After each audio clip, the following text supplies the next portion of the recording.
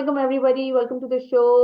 मैं और हलीमा आपके साथ आज मौजूद हैं क्योंकि हमने मदर्स एंजाइटी को डिस्कस करना था आपके साथ। तो क्योंकि ये टॉपिक बहुत कॉमन भी है, बहुत जेन्युइन भी है, लेकिन थोड़ा सा अंडररेटेड है। तो इसलिए हम इसको लेके आए क्योंकि हमारी हमेशा कोशिश होती है कि ऐसी चीज़ों को डिस्कस करें जिस पे इतनी लाइमलाइट पड़ नहीं रही होती है।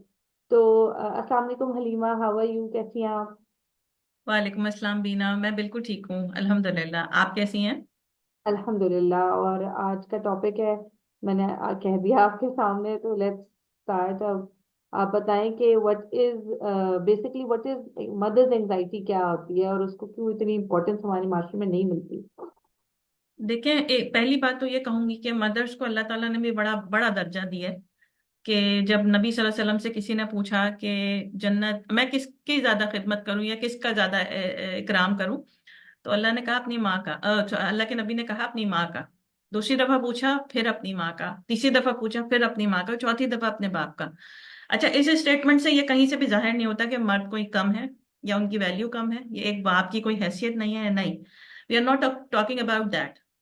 हमारा जो पॉइंट ऑफ डिस्कशन है वो है मदर्स के बारे में, तो इसलिए हम उसके बारे में बात करें। तो और एक बात यह है कि फैमिली सिस्टम बाप के बगैर नहीं हो सकता। ठीक है, फैमिली कंप्लीट ही बाप के साथ होती है और उसकी इज्जत और एहतराम अपनी जगह पे।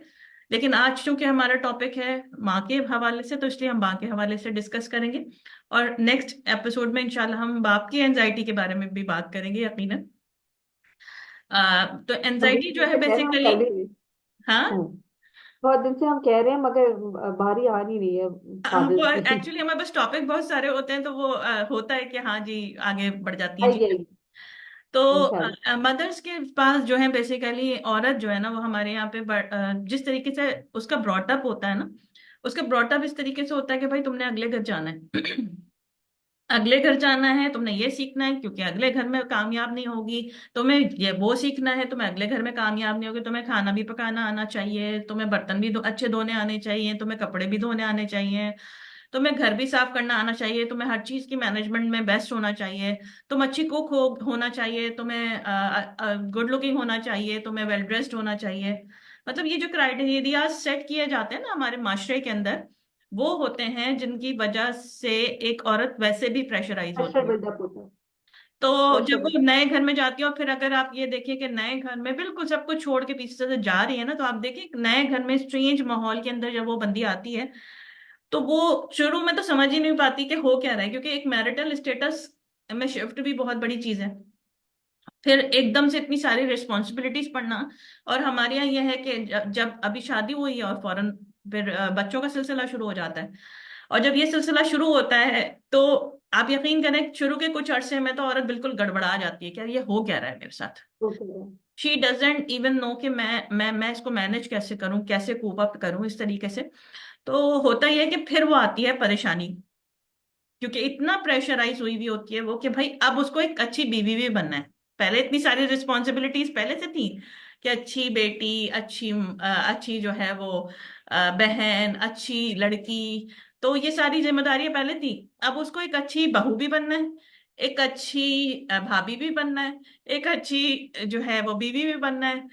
और आप यकीन करें, ये सारे प्रेशर्स की वजह से वो बिल्कुल समझ ही नहीं पाती। और सबसे बढ़कर अपना, वो कहता है ना कि अपने जो है डेरे में या अपने जंगल के अंदर तो शेर शेर नजर आता है, लेकिन अगर जंगल से बाहर जाके देखें तो फिर उसकी हालत खराब होती है।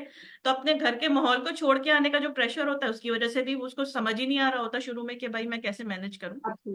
तो इसकी वजह से अगर मैं बहुत सारी इसको चीजें पीछे लेके परेशानी हो जाऊं ना, जाती तो है। ये बहुत पीछे से चल रहा होता है। ऐसा जी जी नहीं है कि बिल्कुल। ये नए घर में आके चलते, क्योंकि जब जैसे बच्चियां, बच्चों पे भी बेटों पे भी होता है मगर लड़कियों पे भी होता है।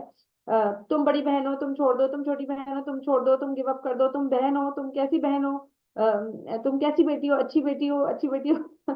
यानी वो कॉन्स्टेंट चल रहा होता है, चल रहा होता है, बेटे को तो मैंने कभी नहीं देखा कोई कहता है कि तुम अच्छे बेटे नहीं हो, तुम अच्छे भाई भी हो, अच्छे फलाना भी हो। होता है, कम होता है। बेटियों पे ज्यादा प्रेशर होता है, ज्यादा। यानी बेटी है, बेटी है, बेटी हैज टू बी, यानी वो बस एक ना सिंबल ऑफ लव और पीस उसको ही तो रहे हर बचपन से जो वक्त। बेसिकली प्रेशराइज जो ज्यादा किया जाता है ना, भाई तुम्हें अगले घर जाना है, हाँ। ये मत करो, और अगले घर सिंबल जाना है। ऑफ लव एंड पीस होने में कोई हर्ज नहीं है, but you have to facilitate that child is well. उसके प्रेशर आपने कम करने हैं, कभी कुछ गलत हो जाता है तो आपने उसको एक्सक्यूज भी करना है, और उसको यू नो ईज देना है वो, कि ठीक है मेरे घर में जाने का प्रेशर है, मगर तुम्हारी ये जो ये यहाँ पर है ना, ये इम्पोर्टेंट है, पहले तुम्हारी ये मेंटल हेल्थ फॉर इम्पोर्टेंट है। क्योंकि प्रेशर बिल्डअप होते होते होते, अच्छा लड़कियों के ऊपर ये भी प्रेशर होता है जब वो नए घर में आती हैं, कि कुछ मेरे अम्मी अब्बू को नहीं पता चलना चाहिए, किसी तरह वो अगर कुछ भी ऐसा हो रहा है जिससे मैं परेशान हो रही हूँ, ये नहीं कि खुदा न खास्ता हाल बुरे ही हैं, मैं कुछ भी उन तक नहीं पहुंचते, उन तक नहीं पहुंचना चाहिए, मेरी कोई भी एंग्जाइटी कोई भी इश्यूज वो उनको बॉदर नहीं करने चाहिए। तो वो एक लेवल पे ना, मतलब और फिर असल जाहिर है में सबके एक्सपेक्टेशन, असल सुबह में का होता खाना क्या है। दोपहर का खाना रात का खाना, बिल्कुल। लॉन्ड्री भी वही कर रही है, प्रेस भी वही कर रही है, अच्छा घर भी बहुत अच्छा उसको, मैं वो एक हाउसकीपर भी है, वो एक टीचर भी है, वो एक काउंसलर भी है, व्हाट नॉट, और फिर आखिर में उसको बड़े आराम से कहते रहता है औरत को क्या पता।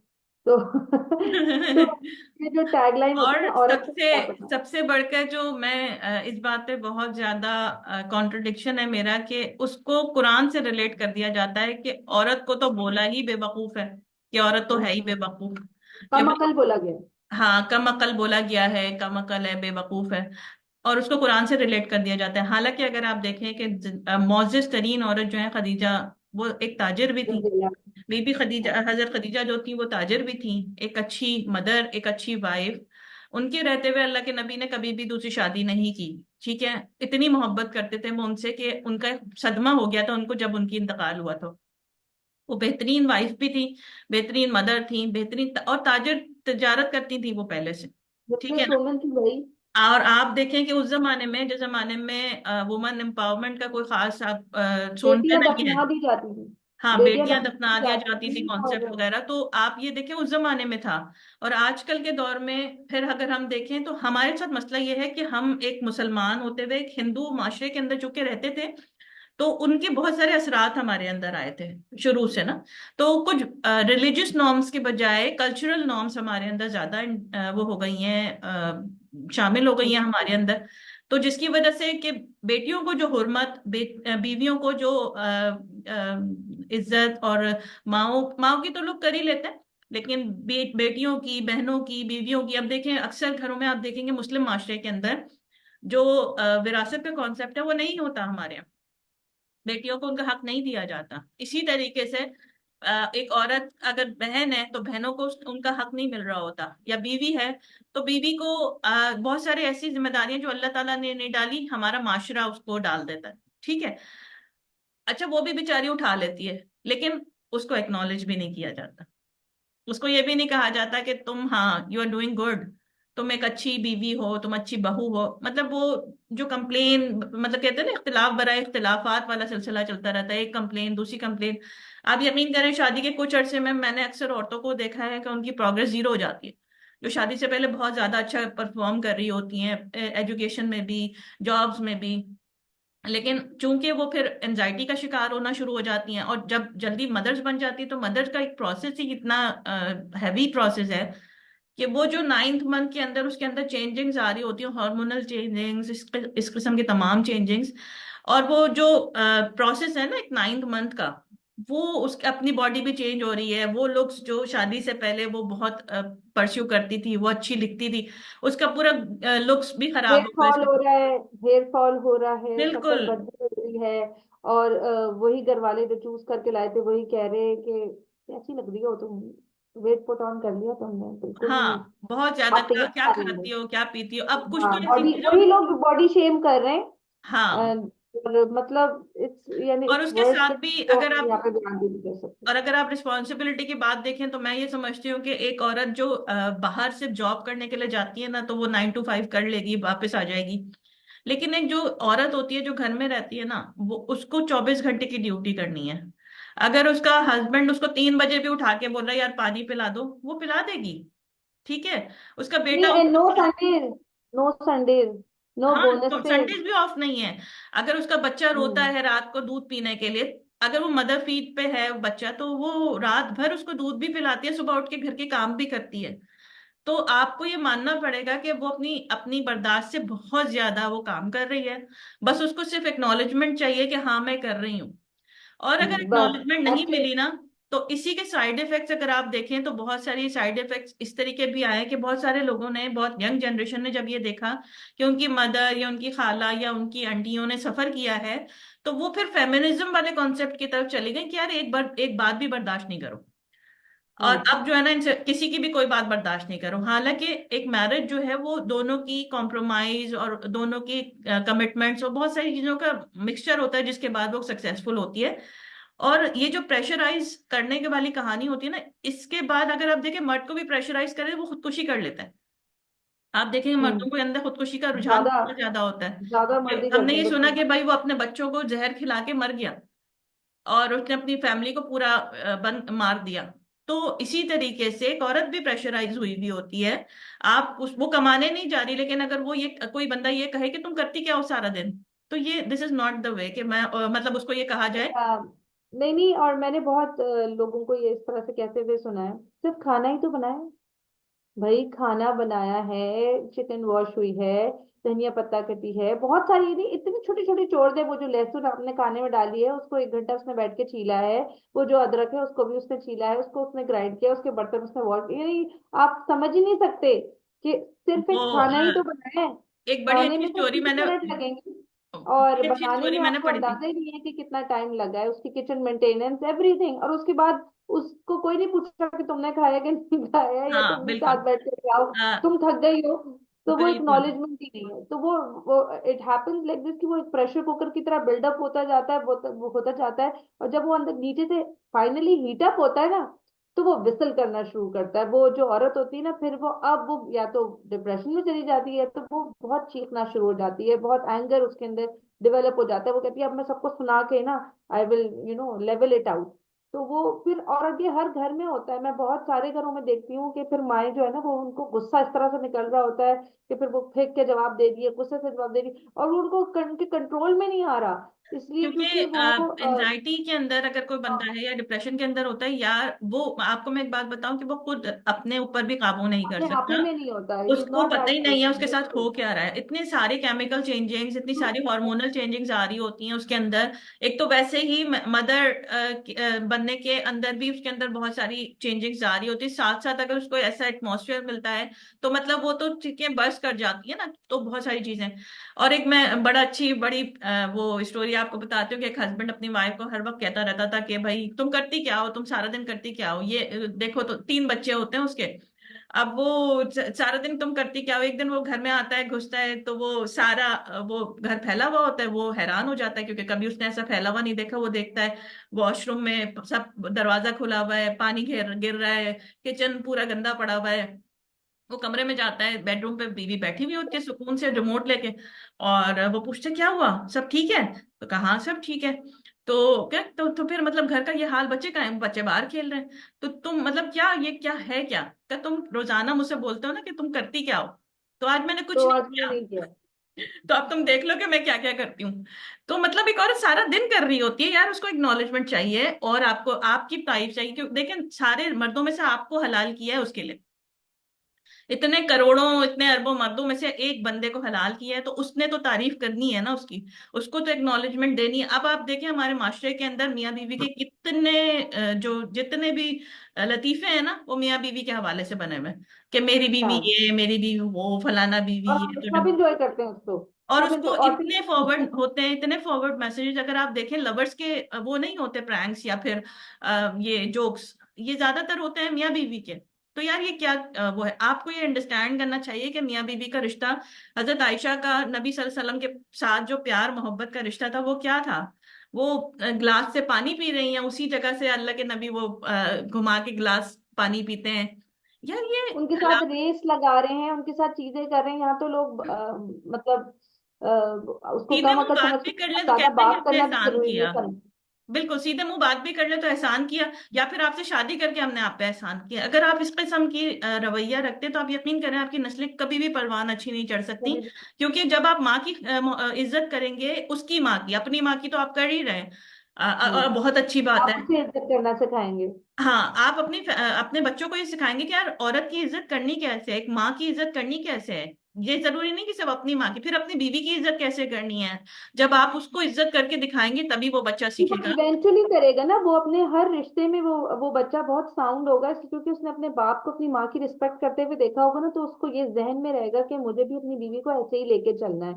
तो अब फिर वो अगर अपनी और जो जो मर्द ना अपनी शादीशुदा जिंदगी में साउंड होता है ना, सुकून में होता है, वो उसकी बिल्कुल परफॉर्मेंस हर जगह अच्छी होती है, वो सुकून में बिल्कुल होता है, वो हर रिश्ते में अच्छा होता है, वो हर चीज को बैलेंस करके चलना करना जानता होता है, वो डिसीजन मेकर होता है, वो लीडरशिप उसके अंदर क्वालिटीज होती है क्योंकि वो घर को लेकर चलना जानता बिल्कुल। होता है ना। और सबसे तो बढ़कर क्या अगर था ना, हम तुम में से मेन सबसे उसके बाद बेहतरीन आए वो है जो तुम्हारे तुम्हारे घर वालों के लिए अच्छा है। बातों के तो साथ घर अच्छा हो, वालों में सबसे सिर्फ बेहतरीन अम्मा की तरफ की फैमिलीज नहीं आती, जी औरत भी बिल्कुल। आती है। और अगर आप ये देखें कि जो बच्ची आपके घर में पल रही है, अगर आपकी कोई बेटी हो गई, तो वो ये देख रही है कि यार मेरी माँ इतनी रेस्पेक्ट भी दे रही है, बहस नहीं कर रही है, बर्दाश्त भी कर रही है, सब्र भी कर रही है, लेकिन उसके बावजूद भी मेरा बाप उसे इंसल्ट कर रहा है। आप यकीन करें, अपनी मैरिड लाइफ के अंदर वो कभी भी रेस्पेक्ट नहीं देगी किसी को। वो ये सोचेगी यार रेस्पेक्ट का ये नतीजा है, तो फिर मैं क्यों रेस्पेक्ट दूं। तो आजकल अगर हम देखेंगे, अगर आप बच्चों के अंदर देखें, फैमिली का जो सेटअप होता है ना, वो एक बड़ी अच्छी सेइंग है, बहुत मशहूर, कि मुझे अच्छी माएं दो, मैं तुम्हें अच्छी नस्ल दूंगा।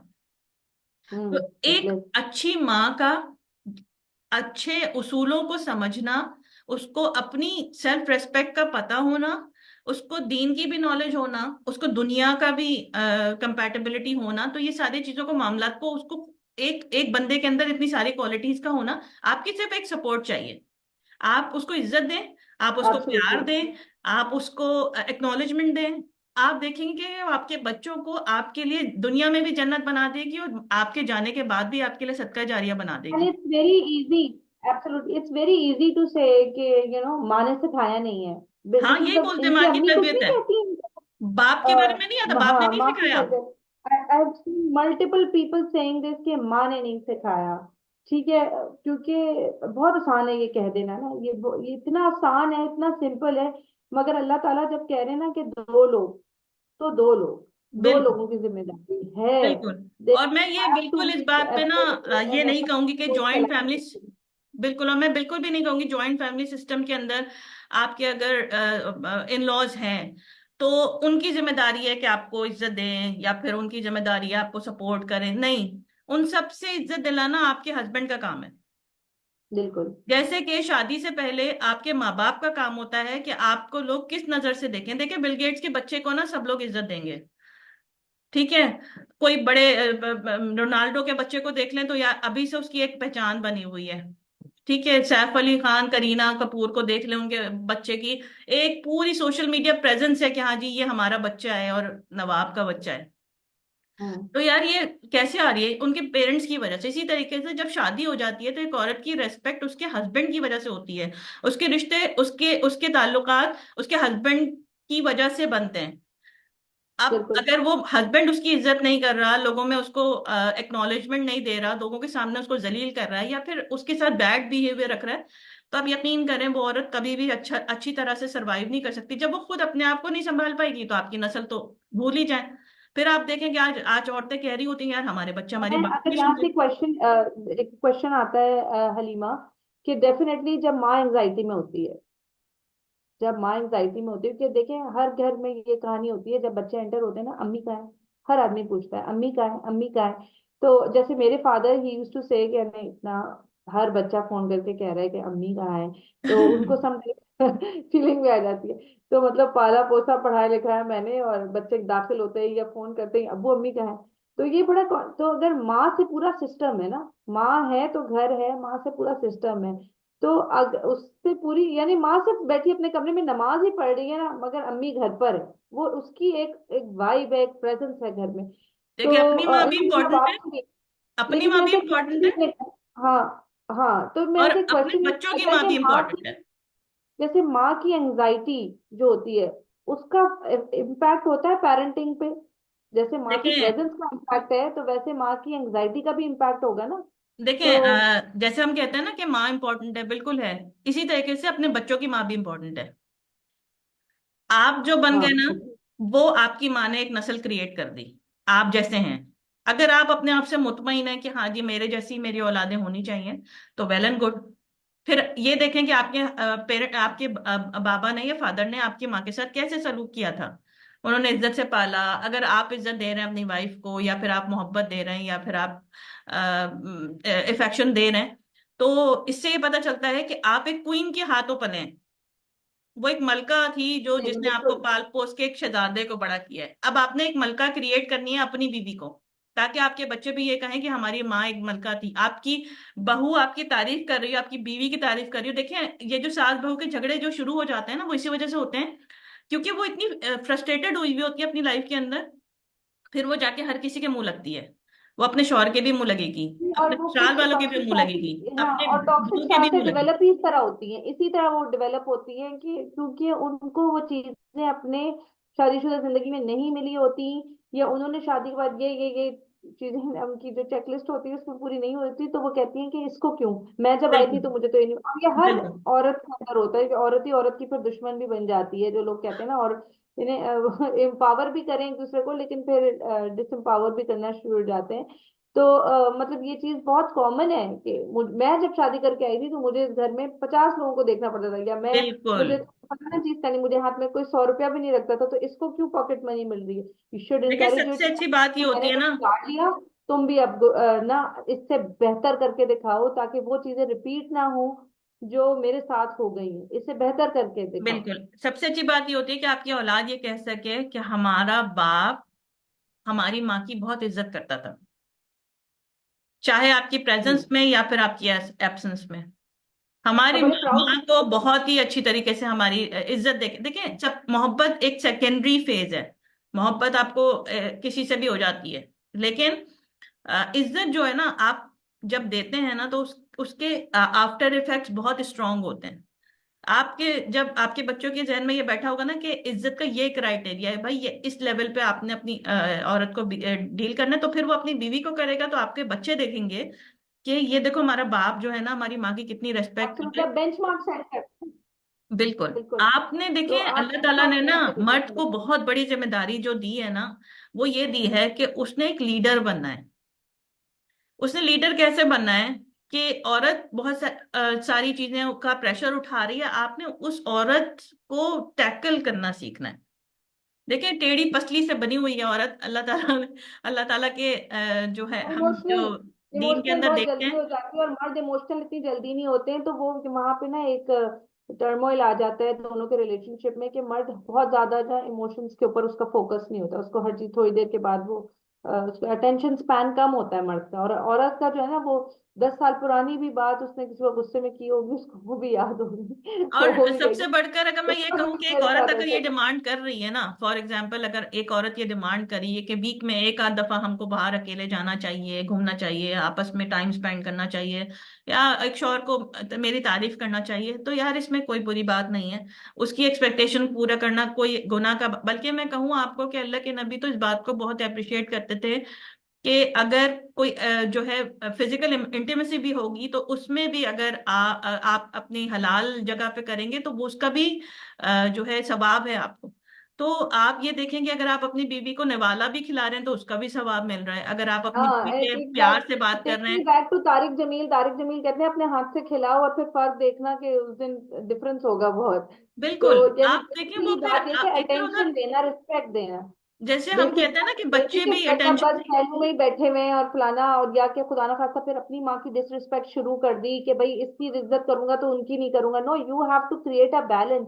यू अब आप जो घर मर्द को वाकई बहुत बड़ी जिम्मेदारी दी हुई है, बहुत अफसोस भी है बेचारों की पोजीशन पर, मगर यू मतलब वही रिस्पॉन्सिबिलिटी इज पावर। तो मतलब आपको अपनी अम्मी को भी बैलेंस करना है, और आपने अपनी वाइफ को भी बैलेंस करना है। This is your duty to create a balance. अच्छा, आपने ये नहीं है कि ये आप नहीं अपनी समझाना मदर की वजह से अपनी बीवी को इंसल्ट कर दें, और वाइफ बीवी की, की हाँ, वजह से और बीवी की अपनी वजह से मदर माँ को से इंसल्ट कर बदतमीजी दें। शुरू दोनों हो गई। दोनों तो की ये भी इज्जत अपनी देखें, जगह पे है। दोनों एक्सट्रीम्स है हमारी सोसाइटी में। अगर बीवी के हुए तो बिल्कुल बीवी के ही हो गए, अब वो जो कह रही है तो बस वही, हाँ, आपने ऐसे किया था, आपने वैसे किया था, आपने वैसे किया था। और मतलब माँ के हुए तो फिर बिल्कुल ही माँ के हो गए। तो somewhere you have balance to create. Personality. अब आप देखें ना कि जो हम अच्छा, जो हाँ, चाइल्डहुड अच्छा ट्रॉमास की मशवरा ये बात आप करते दोनों को बिजी हैं। रखें, दोनों बिल्कुल। को बिजी रखें, तो ही वो दोनों आपस में नहीं लगेंगी। दोनों को कुछ और ऐसा सबसे बढ़कर जॉब। बहुत सारे मामलात में ना आप सुने और बस आप उसको छोड़ दें, डोंट हम्म। रिएक्ट। अगर आप सुलह कराने लग जाएंगे तो ओहो, नहीं नहीं, आपको आप बस रिएक्ट तो नहीं करना होता, आप आपको फंस बस गए। बात सुननी हाँ होती है, लेकिन सुन के हाँ। आपने भी प्रोसेस नहीं करना उसको, क्योंकि ये होता है कि जब मर्द सुनते हैं ना तो उनके दिमाग में नेगेटिविटी क्रिएट होनी शुरू हो जाती है। मर्दों की लिसनिंग पावर जरा होती है, वो सुनते हैं बातों को ना, कान के कच्चे जिसे कहा जाता है। तो ना तो अपनी माँ की बात सुन के आपने अपने दिमाग में उसको बिठाना है, ना अपनी बीवी की बात सुन के। बस ये है कि आपने ये समझना है इस चीज को, क्या मैं इसके लिए भी इम्पोर्टेंट हूँ? इस औरत ने मुझे सारी जिंदगी पाल पोस के बड़ा किया, लेकिन ये जो आई है ये औरत, इसने अपना ये सब अपना कुछ घर छोड़ के छोड़ आई के है। आई। अपना घर बार छोड़ के, अपनी पूरा करियर छोड़ के, अपनी पूरा पास छोड़ के अगर आपके पास आई है, तो इसको भी संभालना और मेरा ये ही मेरे काम। बच्चे रेस कर रही है ना, ये मेरे बिल्कुल, बच्चे और रेस कर प्रोटेक्ट करना, रही है, सबसे बढ़कर रिस्पॉन्सिबिलिटी है। प्रोटेक्शन चाहिए होती है एक औरत को। अगर आप देखें ना कि अगर वो अपने घर में भी प्रोटेक्टेड नहीं है, उसको आके कोई भी किसी भी वक्त जलील कर सकता है, उसके अपने घर में आके, चाहे वो आपकी माँ हो, आपकी बहन हो, आपके भाई हो, तो वो प्रोटेक्टेड फील नहीं करती। और जब प्रोटेक्टेड फील नहीं करेगी तो एंजाइटी और डिप्रेशन वाली जो कहानियां हैं वो तो होंगी ही होंगी। ब्रॉटअप पे वो ज्यादा फोकस कर ही नहीं सकती, क्योंकि उनको अपना ही नहीं समझ में आ रहा था कि हम सोचें इसी क्या। वजह से पेरेंटिंग में हर्डल्स आते हैं, क्योंकि जब वो अपने इमोशन से इतना फिल्ड है ना, तो फिर वो गुस्सा निकालती है जो जो फिर उसके मातहत होता है, जो हाँ उसके बिल्कुल। कंट्रोल में होता है। क्योंकि वो भी किसी के मातहत है तो वो चार सुन रही है, सुन रही है, सुन रही है। अब हमारे माशरे में सैड टू से, मगर इतना ज्यादा डिवोर्स रेट इसीलिए राइज हो गया क्योंकि लोगों के जहन में ये आ गया कि बस अब ठीक है, अब या तो फिर आर या पार, इसीलिए राइज हो गया क्योंकि दोनों तरफ से नाइंसाफी होना शुरू हो गई ना। नहीं बस अब है तो बस अब उसके पीछे ही लग जाओ, अब उसकी अब अगर जान आप ही नहीं बच्चों को छोड़नी, तो देखें वो कि बात सुन अगर रही है। अगर आप बच्चों को देखें कि बच्चों को ना फिर ये चीजें, जो गलत चीजें हैं ना, वो इम्प्लांट की जाती हैं उनके बचपन से। जाओ दादी की खबर लेके आओ क्या कर रही हैं, जाओ पुप्पो की बात सुन के आओ क्या कर रही हैं, और जाओ जरा दादी भी उनको देख भेजती क्या, हैं। जब चाची क्या बहुत कह रही आजकल थी तुम्हारी। दादियां भी भेजती हैं क्या, ननियाल वाले भी पूछ लेते हैं दादी क्या कह रही थी, दादी पूछ लेती है हाँ, नानी ने क्या खाया था। तो ये अब किसी मतलब को बताना नहीं, किसी को बताना नहीं मैंने तुम्हें भेजा है। अब बच्चा झूठ बोलना सीख रहा सब है, चीज नहीं कि आपने वो बच्चे कान की रखना ना। सीख रहा है, बिल्कुल। और एक दूसरे पे नजर रखना सीख रहा है। देखें ये सारे इखलाकियात के जो चीजें हैं ना, कि किसी के मामलात को नहीं सुनो। आज देखें हमारी नस्ल के अंदर कितना ज्यादा है कि अगर सानिया मिर्जा और शोएब मलिक की तलाक हो गई तो हमारा तो बात करना बनता है। भाई बनता है। उनका और पर्सनल आई एम मामला है। वेरी सॉरी टू से, मगर जब मैंने कमेंट्स एक दो जगह देखे तो मुझे लगा इतनी गंदी हवा में हमारी मतलब इतना क्लटर, इतना क्लटर, क्यों भाई आप उनकी इतना अपनी बात। लाइफ में उनके क्या अपने आपको, मसले हैं, आप आप छोड़ उनके दें। ड्राइंग रूम में बैठे हुए थे जब वो एक दूसरे से डिसीजंस ले रहे थे? भाई वो तो बड़ी इज्जत से आपस में अलग हो गए ना, वो कुछ बोल रही है ना वो कुछ बोल रहे हैं, वो अपने वो बल्कि सुकून चाह रहे हैं, वो मैंने एक प्राइवेसी चाह स्टेटमेंट रहे उन हैं दोनों थोड़ा का सा। आपस में एक दूसरे के खिलाफ हाँ, नहीं देखा। उन दोनों ने, उसने तो कह दिया भाई I wish all good for him, और उसकी तरफ से तो कोई जवाब ही नहीं आया। तो वो तो अपने बच्चे की प्राइवेसी चाह रहे हैं, वो मतलब इतना क्लटर। लेकिन coming back to the topic के माँ की एंजाइटी का बच्चे के मतलब उसकी पेरेंटिंग पे बहुत इफेक्ट आता है। If you want your child to be raised as good as you were raised, तो आप उस औरत को प्रोटेक्शन दें, उसको सुकून प्रोवाइड करने की कोशिश करें, जिस तरह से भी आपके डोमेन में आता है आप उसको कंफर्ट जोन देने की कोशिश करें, तभी बात बनती है। Otherwise it's going to be a disaster, और नुकसान में आपकी अपनी नस्ल रहेगी। आप तो उस वक्त बेशक आर्गुमेंट जीत जाएंगे उसको प्रेशराइज करके, लेकिन नुकसान में आपकी नस्ल रहेगी कि जिसने परवरिश करनी है वो मेंटली साउंड नहीं था। तो इसी के साथ हम अपना टॉपिक यहाँ पर एंड करते हैं, and we will come back with this topic, क्योंकि इसमें आगे भी एक दो इसका सेकंड पार्ट भी होने वाला है इंशाल्लाह। So please stay tune with us, please follow and subscribe, and please do tell us के आपके क्या व्यूज हैं इन सारी चीजों के बारे में। That's all from our side. Thank you. Thank you अल्लाह सो मच, हाफिज। अल्लाह हाफिज। एवरीवन।